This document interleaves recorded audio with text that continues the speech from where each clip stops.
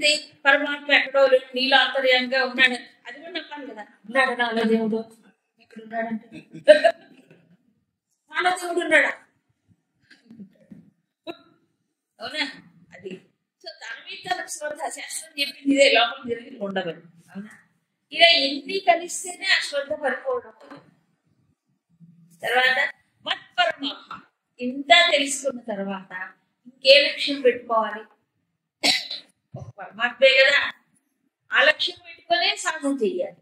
వేరే లక్ష్యం పెట్టుకొని సాధన చేస్తే ఇంకేమొస్తుంది వాళ్ళకి? మళ్ళీ అర్థార్థులు ఏమవుతున్నారు? అర్థార్థి భక్తి, లేకపోతేనేమో కావ్య భక్తి, ఆత్మభక్తి, ఇలాగే అయిపోతుంది.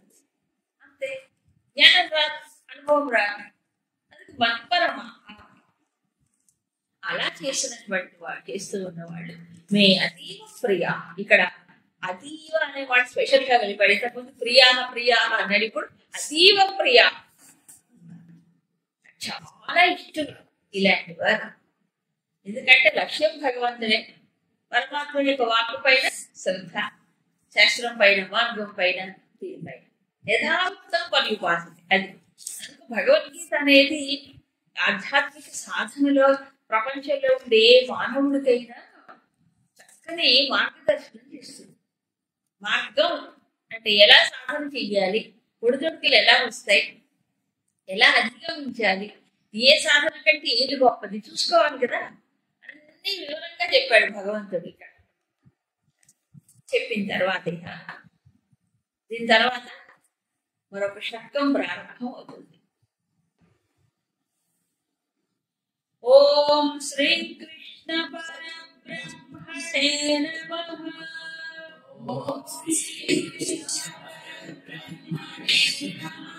శ్రీమద్భగవద్గీత త్రయోదశోऽధ్యాయः. క్షేత్రజ్ఞ విభాగయోగః.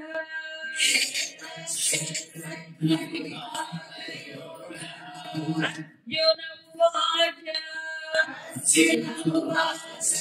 ప్రకృతిం పురుషం చైవ క్షేత్రం క్షేత్రజ్ఞమేవ చ.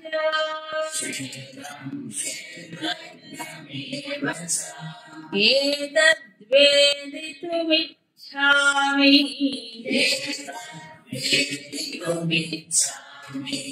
జ్ఞానం జ్ఞేయం చ కేశవ.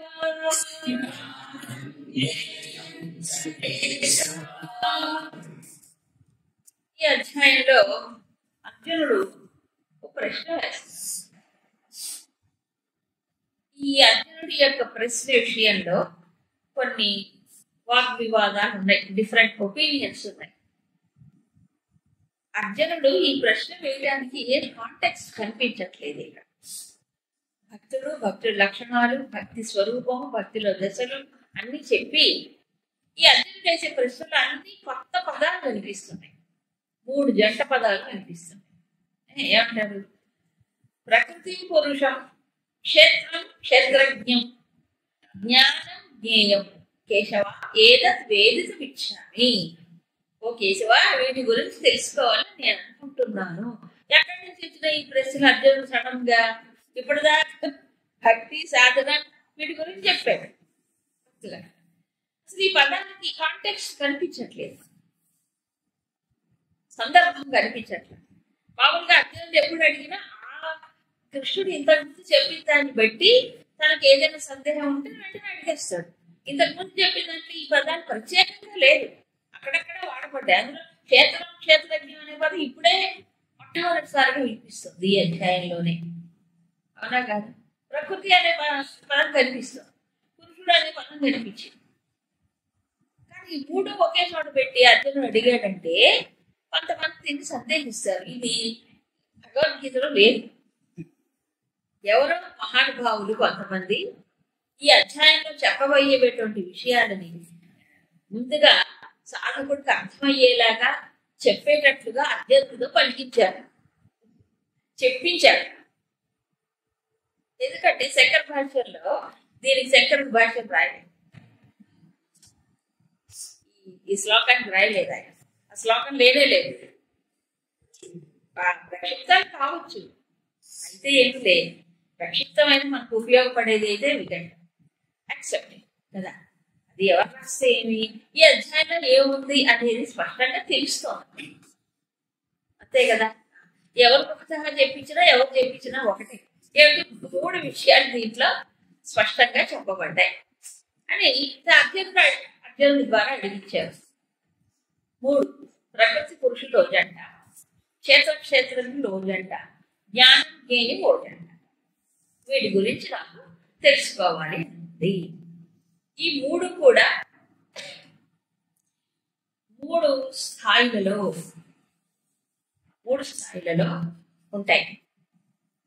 ఇక్కడి నుంచి మనకి ఈ 13వ అధ్యాయం నుంచి ఒక రకంగా చెప్పాలంటే స్పిరిచువల్ డిసెక్షన్ అనవచ్చు. స్పిరిచువల్ డిసెక్షన్స్ ఆపరేషన్ అంటాం కదా, శస్త్రచికిత్సలో ఏం చేస్తారు, కోసి చూస్తారు, కోసి లోపల ఏమంటే తీసేయడమో తల కుట్లేయడమో చేస్తారు, అంతే కదా. ఎందుకు చేస్తారు, డాక్టర్ గారు ఎందుకు కోస్తారు, లోపల ఏదో ఉంటుంటుంది పట్టుకునేది ఏదో ఉన్నా కదా. కాబట్టి దాన్ని సరి చేయడమో తీసి పారేయడమో ఏదో చేయాలి, పని చేసుకోవాలి, అది అవసరం. ఎందుకంటే కొన్ని సందర్భాల్లో కేవలం మందుల ద్వారా నయం కానప్పుడు అది అవసరమైతే చేస్తారు. ఎందుకు, రోగ నిదానం. ఇప్పుడు జీవుడికి కొంచెం రాగం ఏంటి, అవునా కదా, అజ్ఞానం. ఇది మన మూలధనం, క్యాపిటల్. దాన్ని పెట్టుకొని పుట్టావు, ఏం పెట్టుకొని పుట్టావంటే అజ్ఞానం పెట్టుకొని పుట్టావు, అవునా కదా. అందుకు ఈ మూలాన్ని భరించేసేయాలి, అవునా కదా. సో అజ్ఞానము పతంజలి మహర్షి 5 రకాల క్లేశాలను చెప్తాడు. అవిద్య, అస్మిత, రాగ, ద్వేష, అభినివేశం. ఈ 5 జీవుడికి ఉండే క్లేశాలు అంటారు. మన క్లేశాలంటే ఏంటి, బయట కష్టాలు అనుకుంటాం, అసలు ఫండమెంటల్ క్లేశాలు ఇవి. ఏమిటి, అవిద్య, అజ్ఞానం. అబ్బో మాకు చాలా పట్టాలు ఉంటాయి, డిగ్రీలు ఉన్నాయండి,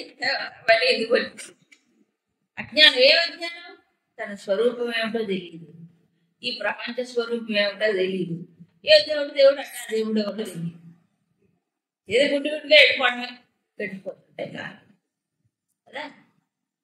ఈ తెలియని అవిద్య. ఈ అవిద్య ఒకటి ఉంటే దాని నుంచి ఇంకోటి వస్తుంది, అదేంటి, అస్మిత. అజ్ఞానం వల్ల పుట్టింది ఏమిటి, అస్మిత. అంటే అహమస్మి, దేహోహమస్మి, అంటే నేను, ఎవరిని, దేహాన్ని నేను, ఇంద్రియాన్ని నేను, అది నేను, ఇది నేను అనుకో. ఇదేంటి, అవిద్య నుంచి పుట్టింది అస్మిత. అస్మిత అంటే నేను అనే అహంకారం. ఎప్పుడైతే ఇది వచ్చిందో దాంట్లో నుంచి ఇంకా 2 పుట్టుకొస్తున్నాయి. ఒకటి రాగం, 2 ద్వేషం. అహంకార సప్పానికి 2 నాలుకలట, అంతేగా. ఒకటి రాగం, ఒకటి ద్వేషం. రాగం అంటే ఏంటి, సుఖానుసయి రాగ, దుఃఖానుసయి ద్వేష. సుఖానుభవాల వెంట వచ్చేది రాగం, దుఃఖానుభవాల వెంట వచ్చేది ద్వేషం. ఈ 2 ఉంటాయి. ఎప్పుడు అహం వాహనం, ఈ 2 ఉంటాయి. ఇహ చివరిది ఏంటంటే అభినివేశం. ఏంటి అంటే ఈ శరీరం ఏమనుకోండి, భ్రమలో ఉంటాడు కదా అజ్ఞానం వల్ల కదా. అందుకని నేను చచ్చిపోతానేమో అంటే శరీరమే లేదు కాబట్టి, శరీరం పోతే నేను పోతాను అనుకుంటాడు, నేను చచ్చిపోతానేమో అని భయం ఉంటుంది, మరణం. ఇదంతా అజ్ఞానం నుంచి పుట్టుకొచ్చిందే కదా. 2వ అధ్యాయంలో మనం చదువుకుంటే పోయేది ఎవరు, దేహం పైన జీవుడు ఉంటాడు కాబట్టి మోక్షం వస్తే కదా, మోక్షం వచ్చేదాకా ఏముండదు, మళ్ళీ పుడుతూనే ఉంటాడు. దేహం పోతే ఏమైంది, మళ్ళీ ఇంకో దేహం వస్తుంది, అదే కదా. మరణం అంటే ఎందుకు భయపడాలి, విశ్లేషణ చేస్తే భయమే ఉంటుంది, అంతే కదా. సో ఈ ప్రకారంగా ఇదంతా క్లేశమే. సో మొట్టమొదటి క్లేశం ఎక్కడ మొదలైంది, అజ్ఞానంతో మొదలైంది. జ్ఞానమే. ఈ అధ్యాయం నుంచి జ్ఞాన షట్కం అని చెప్పబడు. ఇక్కడి నుంచి జ్ఞాన షట్కం. మొదటిది కర్మ షట్కం, 2 భక్తి షట్కం, 3 జ్ఞాన షట్కం. అయితే కొంతమంది మహాత్ములు మొత్తం భగవద్గీతని ఒక బర్డ్స్ ఐ వ్యూ అంటారు, అంటారు విహంగ వీక్షణ. అలా చూసి ఈ మొత్తం భగవద్గీత కూడా తత్వమసి అనే మహావాక్యమిని బోధిస్తుంది అని చెప్పారు పరిశోధించి. అక్కడ చెప్పి తత్వమసి మహావాక్యమే లేదు, అది ఉపనిషత్తులో ఉంటుంది. ఉపనిషత్తులో ఉంది డైరెక్ట్ గా. ఇక్కడ ఈ వాక్యం లేదు ఎక్కడ భగవద్గీతలో నీవు బ్రహ్మమే అయి ఉన్నావు అనేది లేదు. కాకపోతే ఎందుకు లేదు అనేది కొంతమంది ప్రశ్నిస్తారు. ఇది భగవద్గీత ఉపనిషత్తు అన్నారు కదా, మరి అన్నప్పుడు మహావాక్యం ఉండాలి కదా దీంట్లో. భగవద్గీత ఎవరికి చెప్పబడింది? దీంట్లో శిష్యుడు ఎవరు? వివేక వైరాగ్య శబద్వాన్ శక్తి సంపత్తి కలిగి మోక్షత్వం కలిగిన వాడు కాదు కదా. మరి ఎవరు? విషాదంలో నుంచి విషాదంలో కూరుకుపోయారు. అప్పుడే తట్టి లేపి బుజ్జగించి నచ్చ చెప్పి స్వధర్మం చెప్పి కాస్త కన్నీడు దూర్చి పైకి తీసుకొచ్చి అలా చేసి అప్పుడు ఇదంతా వింటున్నాడు. అవునా కదా? సో 99% ఆఫ్ ద పాపులేషన్ కలియుగంలో కృష్ణుడు తెలుసు అందరూ ఈ స్థాయిలోనే ఉంటారు. ఇది కాదు కొంచెం అటు ఇటుగా ఉంటారు. ఇంకా దిగులో బిలో సైడెడ్ కూడా ఉంటారు. కాబట్టి అలాంటి వాడికి డైరెక్ట్ సప్తవంశ మహావాక్యం చెప్పడానికి కుదరదు. అందుకని ఎక్కడ స్టేట్మెంట్ లేదు ఇప్పుడు దీంట్లో. కాకపోతే మొదటి 6 అధ్యాయాలలో కర్మస్వరూపాన్ని చెప్పాడు. అవునా? కర్మ ఎవరు చేస్తారు? ఈశ్వరుడు, దేవుడు. కర్మ చేసేది ఎవరు? జీవుడు. అవునా? కర్మ చేసే విధానం చెప్పాడు. ఎవరికి? జీవుడికి చెప్పాడు. కానీ విషాదములో నుంచి బయటపడటానికి ద వెరీ ఫస్ట్ ట్రీట్మెంట్, కృష్ణుడు ఇచ్చిన ట్రీట్మెంట్ అంటే ఆత్మజ్ఞానం. ఆత్మ నిజమైనది, సత్యమైనది కదా. ఆత్మ యొక్క శాశ్వతత్వాన్ని, అది ఎండదు, వానికి తడవదు, అట్లాంటివన్నీ చెప్పాడు కదా. శాశ్వతమైనది ఆత్మ, మిగతావన్నీ వస్తూ పోతూ ఉంటాయి. ఇలా చెప్పాడు. శాశ్వతమైన ఆత్మ స్వరూపం గురించి చెప్పాడు. అది దృష్టిలో పెట్టుకొని చింతించాల్సిన పని లేదు. ఇంకొంచెం మెట్టు దిగించి ఇలా డిఫరెంట్ స్టాండర్డ్స్ లో అర్జున విషాదానికి సొల్యూషన్ చెప్పాడు. సో మొట్టమొదటి చెప్పాడు ఆయన. కాకపోతే అది వెంటనే వంట పట్టదు కదా. ఏడుస్తున్న వాడికి నువ్వు ఆత్మ అంటే ఎక్కడ వంట పట్టదు. అందుకు వాడి నెమ్మదిగా ఒక్కొక్క మెట్టు దిగొచ్చి నువ్వు కర్మయోగం ఆచరించయ్యా, నీ స్వధర్మం అని చెప్పి. సో అక్కడి నుంచి జీవుడు యొక్క లక్ష్యం ఇది 2వ అధ్యాయంలో చెప్పి, ఈ లక్ష్యాన్ని అందుకోవడానికి జీవుడు ప్రిపేర్ అవ్వాలి కదా, సన్నద్ధుడు కావాలి కదా. సన్నద్ధుడు కావాలంటే ఏం చేయాలి? కర్మ నుంచి మార్చుకోవాలి. కర్మ ఏ దృష్టితో చేయాలి? అది కర్మయోగం. తర్వాత కర్మ జ్ఞాన దృష్టితో చెయ్యాలి. కాబట్టి జ్ఞాన కర్మ సన్యాస యోగం. ఎవరికి సమర్పణ చేయాలి కర్మ ఫలితాన్ని? ఈశ్వరుడు. ఎవరైనా ఏం చేస్తుంటాడు? ఇవన్నీ చెప్పాడు. ఎవరు ఈశ్వరుడు ఏం చేస్తుంటాడు అని ప్లాన్ ఏమిటి చెప్పాడు. తర్వాత కర్మ సన్యాస యోగం చెప్పాడు. కర్తృత్వత్యాగం, భోక్తృత్వత్యాగం, కర్మకని సమర్పణ. సో ఇవన్నీ ఎవరి కోసం చెప్పాడు? జీవుడి కోసమే. దేనికోసం? తనలోనే ఉన్నటువంటి మయాతృతం చెప్పాడు కదా. ఇవన్నీ పరమాత్మను అందుకోవడానికి, తెలుసుకోవడానికి ఇది ముందు ఏం కావాలి? ప్యూరిఫికేషన్, శుద్ధం కావాలి. శుద్ధం అవ్వద్దు అవ్వాలిగా. చూడండి, మనం అనుకుంటాం బాహ్య శౌచం లోపల అవసరం లేదు. మీరు హాస్పిటల్కి వెళ్ళండి. బంధువులు పూర్వం ఏం చేసేవాళ్ళు అంటే ఇంజక్షన్ ఇస్తే ఏ సిరంజి పడితే ఆ సిరంజి వాడేవాళ్ళు కాదు. దాన్ని బాగా వేడి నీళ్ళు సంవత్సరాల చేసేసి బాగా శుభ్రం చేసి కలిపి ఏం చేస్తే తప్ప అది ప్రిపరేషన్ అన్నాయి. దాంతో స్టెరిలైజ్ చేయడం ఒకప్పుడు ఉండేది. ఇప్పుడు యూజ్ అండ్ త్రో వచ్చేసాయి. ఏదైనా ముందు స్టెరిలైజ్ అయితేనే దాన్ని వాడతారు. ఎందుకు? శరీరం లోపలికి వెళ్ళిపోతుంది. లోపలికి వెళ్తుందంటే అంత శుద్ధమైతే వెళ్ళాలి. ఇంత కూడా మాలిన్యం ఉండటానికి లేదు. మైక్రో ఆర్గాన్స్ అంటారు కదా, అవన్నీ లోపల ఎఫెక్ట్ చేస్తాయి. మరి అంత శుద్ధమైతే ఇప్పుడు మళ్ళీ మనం ఇప్పుడు ఏం చేయాలి? లోపల ఉన్న పరమాత్మను చూసుకోవాలి. లోపలికి వెళ్ళొద్దా? వెళ్ళాలంటే మరి ఏ శుద్ధం కావాలి ఇక్కడ? ఇది సెల్ఫ్ డిసెప్షన్, సెల్ఫ్ ఆపరేషన్. అవునా? కావాలంటే ఇప్పుడు మనకున్న ఎక్విప్మెంట్ ఏమిటి? శరీరం, మనసు, బుద్ధి, ఇవే కదా. అవునా? శరీరమా ఇది బయటది, మెయిన్గా మనం దీని మనసు బుద్ధితోనే చెయ్యాలి. అవునా? దీన్ని శుద్ధం చేసుకోవడానికే కర్మయోగం, కర్మ సన్యాస యోగం, జ్ఞాన కర్మ సన్యాస యోగం అనేది చెప్పు. అంతే. అందుకు చిత్తస్య శుద్ధయే కర్మ క్లియర్గా చెప్పారు. చేసుకున్న తర్వాత ఏం చేయాలి? ఎవరికి ఈశ్వర కర్మను సమర్పణ చేస్తున్నాను, ఎవరిని అందుకోవాలి, ఏమిటి ఆయన ఎవరి స్వరూపం. 7, 8, 9, 10, 11 అధ్యాయం 12లో భక్తులు భక్తి స్వరూపాన్ని చెప్పారు.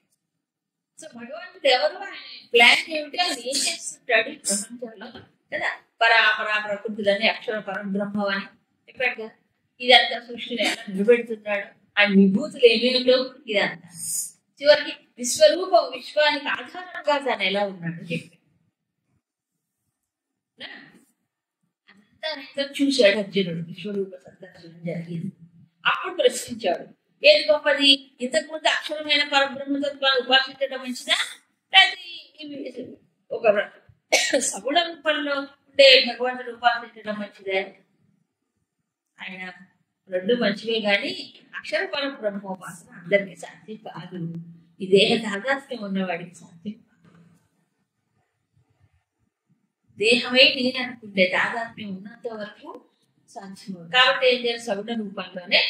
ఆ సగుణ రూపంలో కూడా ఎన్ని చెప్పాడు చెప్పలే? ఎలా ఉపాసన చేయాలి? 5 ఇంటెన్షన్స్ అన్ని. ఇక్కడికి వచ్చేటప్పటికి ఈ అక్షరమైన పరబ్రహ్మతత్వం ఏదైతే ఉందో దాన్ని అందుకోవాలని ఉపాసించారు కదా. ఉపాసించడానికి ఏం చేయాలి? ఈ ఉపాసనలో తాను వేరుగా ఉండి ఉపాసన చేయడానికి లేదు. ఏది? ఆయన కంటే వేరుగా ఉండి ఉపాసన చేయడానికి లేదు. ఇక్కడ శరణాగతి గిరణాగతి ఏం పనికిరావు. ఇక్కడికి వచ్చే మరి ఏం చేయాలి? ఇప్పుడు దాన్ని తాను చీల్చుకోవాలి. ఇంకోళ్ళ చేతకు జాయించి తను తాను చీల్చుకోవాలి. చీల్చుకోవడం అంటే ఏంటి? డిసెక్షన్ అంటే. ఇప్పుడు ఏమైపోయిందంటే రెండు కలిసిపోయింది. ఈ ఉపాధులు తాను కలిసిపోయింది. కానీ ఈ ఉపాధులు ఎవరు? పరికరాలు. పరికరాలు నేను వాడుకుంటున్నాను అనే దృష్టి ఉండదు సాధకుడు.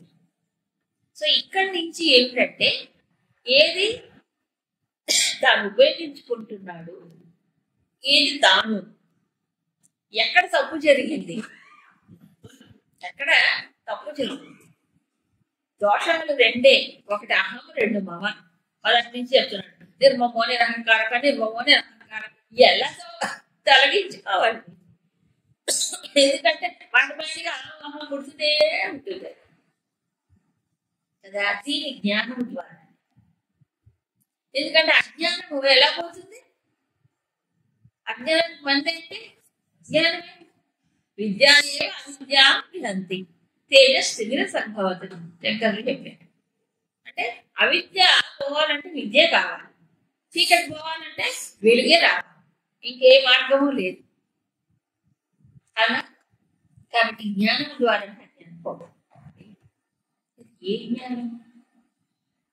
ఇది శాస్త్రం. శాస్త్రం మనకి జ్ఞానం ఇస్తుంది ఎలా చెయ్యాలి అనేది.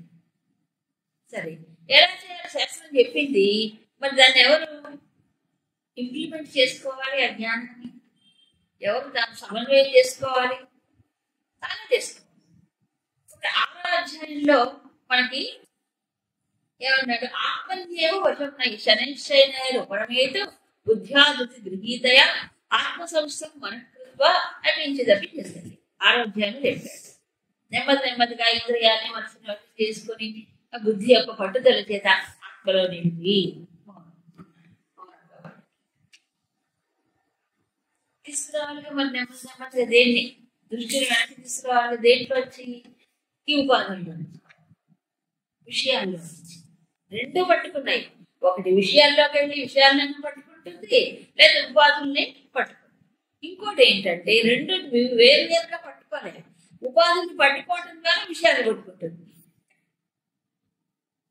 ఉపాధి తాదాత్మ్యం వల్ల విషయాలతో సంగదోషం అంతే కదా. దీంతో ఉపాధులతో అహం, విషయాలతో సంఘం అంతే కదా. సంగదోషం తాదాత్మ్య దోషం రెండు ఉన్నాయి. ఏమిటి రెండింటికి ట్రీట్మెంట్? దీనికల్లా ఒకటే. దానికి శంకరులు అష్టబోధలో చెప్తారు. నేసిది ఏది వాక్యత అంటే ఈ ఉపాధులు నాది కాదు, నేను కాదు అని దీన్ని నెగేట్ చేయడం, అంటే దీని యొక్క తాదాత్మ్యం నుంచి బయటపడడం. మనం కాదు మరి స్వరూపంతో అనుసంధానం చేయడం. స్వరూపంతో తాదాత్మ్యం చేయాలి. ఇది ఇది డిసెక్షన్.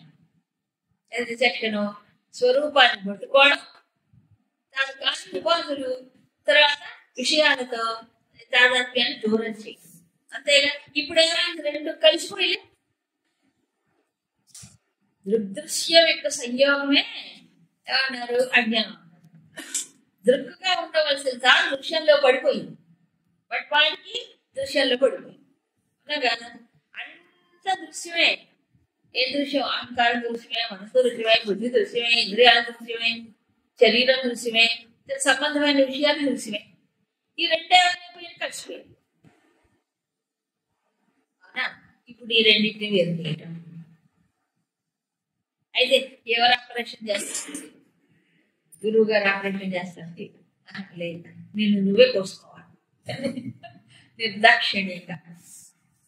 నేను నువ్వే. ఎందుకంటే అహం అనేది తందే, తాదాత్మ్యం తనదే.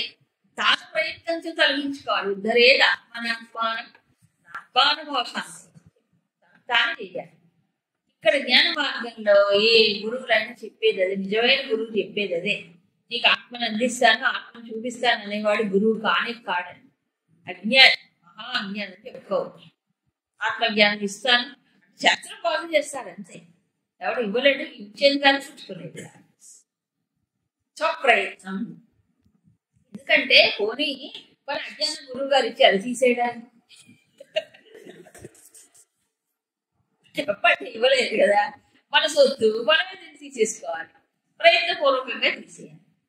సో ఎలాగా దాన్ని తాను ఏ విధంగా దీని నుంచి దూరం చేసుకోవాలి అనేది ఇక్కడ ఈ విద్య లేకపోతే జ్ఞానం ఒక రకంగా మన భగవంతుడు చెప్తారు. తనలో ఉన్నటువంటి తన పరమాత్మ ఎవరైతే ఉన్నారో తన స్వరూపంగా తెలుసుకోవాలి.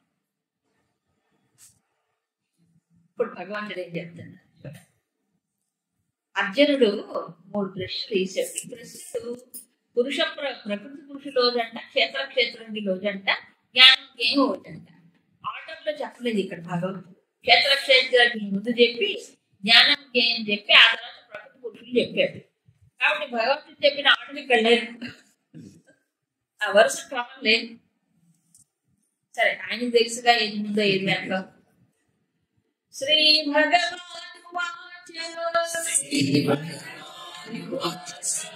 ఇదం శరీరం కౌంతేయ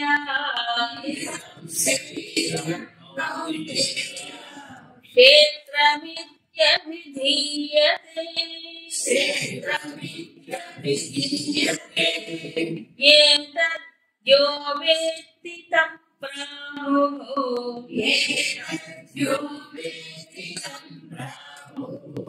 క్షేత్రజ్ఞ ఇతి తద్విదః.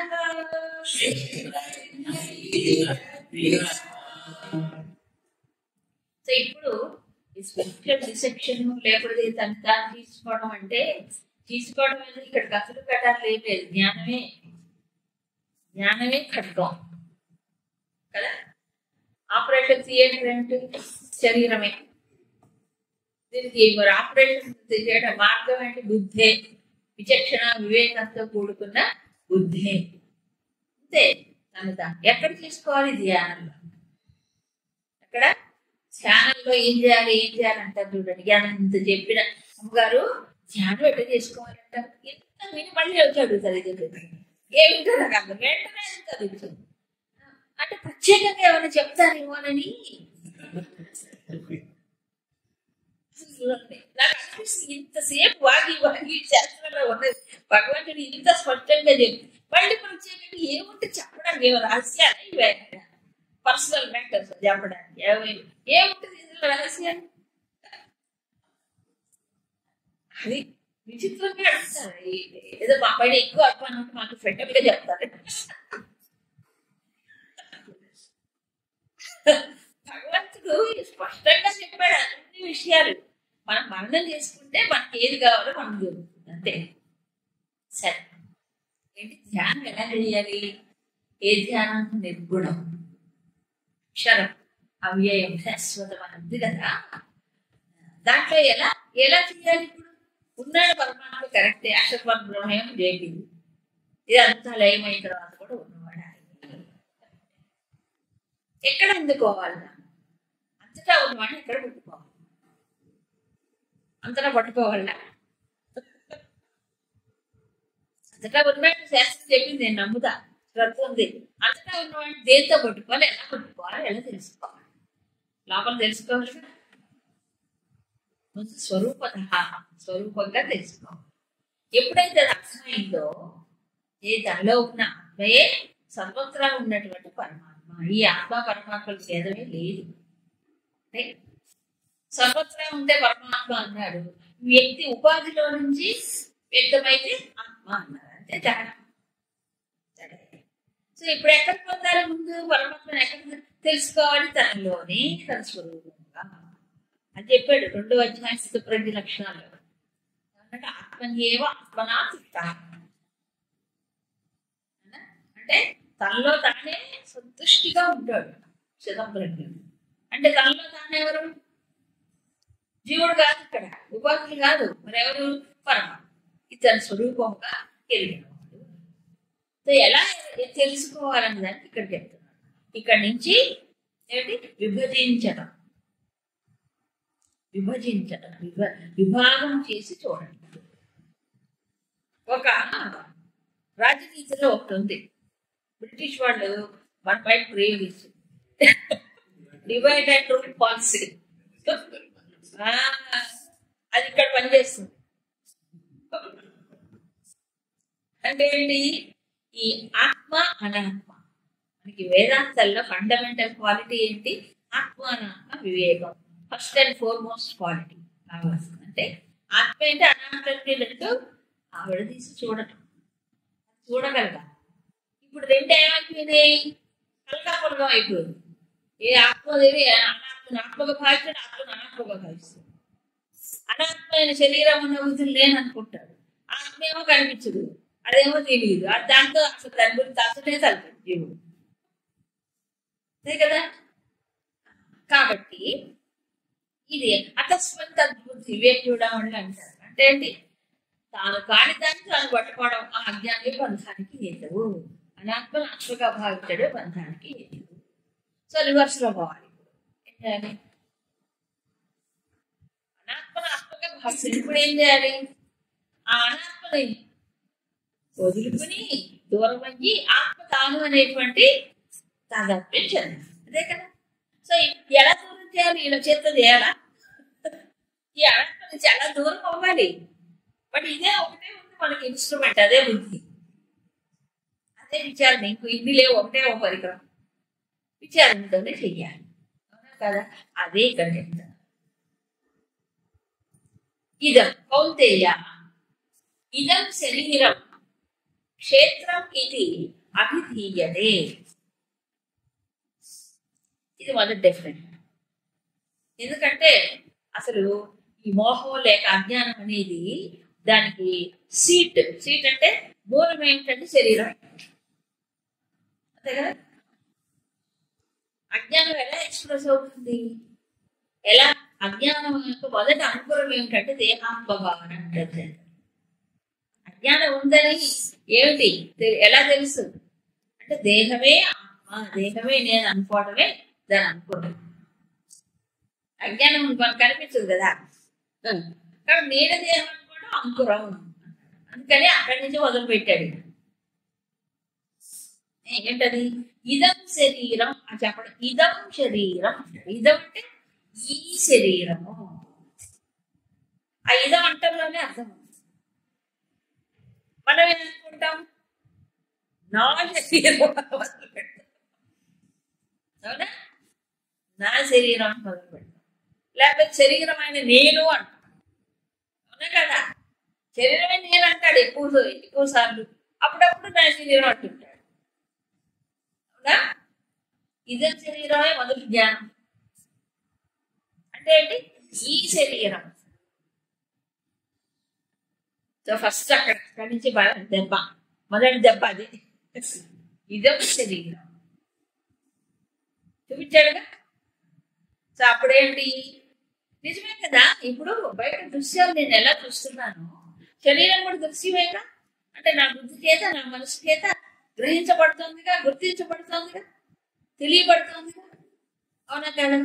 అబ్బో అంటున్నాడు, ఇది కూడా దృశ్యమే. అవును, దాని దృశ్యంగా చూస్తే చాలా రిలీఫ్ అండి. ఇది వేదాంత టెక్నిక్. డాక్టర్లు ఇచ్చే మందులు కాదు, ఇది పెద్ద మందు, అన్నిటికంటే పెద్ద మందు. అవునే? ఇప్పుడు నేను పెయిన్ అయితే బాధ ఎక్కువ. పెయిన్ నేను కాకూడదు. పెయిన్ అంటే నొప్పి. నేనే పెయిన్ అయితే పెయిన్ ఎక్కువ అవుతుంది. అవునా కాదు? పెయిన్ ఎవరికి? దాని నొప్పి అనుభవించు. ఇది ప్రాక్టికల్ గా జీవించారు మహాత్ములు. It's not a joke. మహాత్ములు అందరూ ఈ స్థితిని అనుభవించే చెప్పారు. అందుకు మహాత్ములు చరిత్రను చదువుకోవాలి. నిరాకృషులకి కార్బోస్కలు వస్తాయి ఇక్కడ. దాని ఆపరేషన్ ఎలా చేశారు? అనస్థీషియా లేదా ఆయనకి? ఏమిటంటే తెలుగులో అనస్థీషియా, మత్తు అసలు ఏది ఇవ్వలేదు ఆయన. ఇవ్వకుండా ఏంటి పాటలు ఏంటండి? ఒక చిన్న సర్జరీ చేస్తే లోకల్ సర్జరీ, లోకల్ అనస్థీషియానే ఇస్తారు, లేకపోతే మొత్తానికి ఇస్తారు.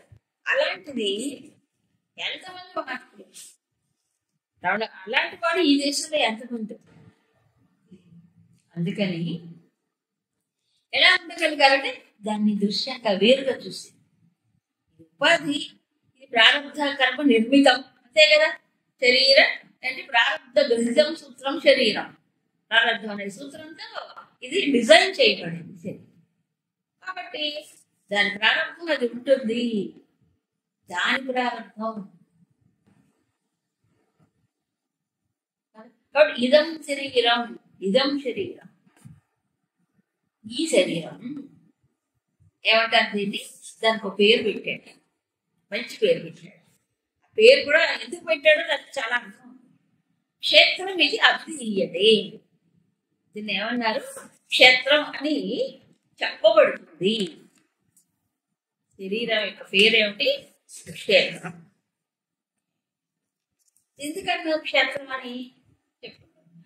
ఏతత్ యః వేత్తి, ఎవరైతే దీన్ని తెలుసుకుంటాడో, దేన్ని? శరీరం అనే దాన్ని తెలుసుకుంటాడో, చూస్తాడో, తం క్షేత్రజ్ఞ ఇది తద్విధ ప్రాహు. ఆ తెలుసుకునే వాడిని ఏమంటున్నారు? క్షేత్రజ్ఞుడు అని. తద్విధ, తద్విధ అంటే ఈ విషయాన్ని ఎరిగినటువంటి ఋషులు చెప్తున్నారు. ఇక్కడ చూడండి, చెప్పేది జగద్గురువు శ్రీకృష్ణుడు.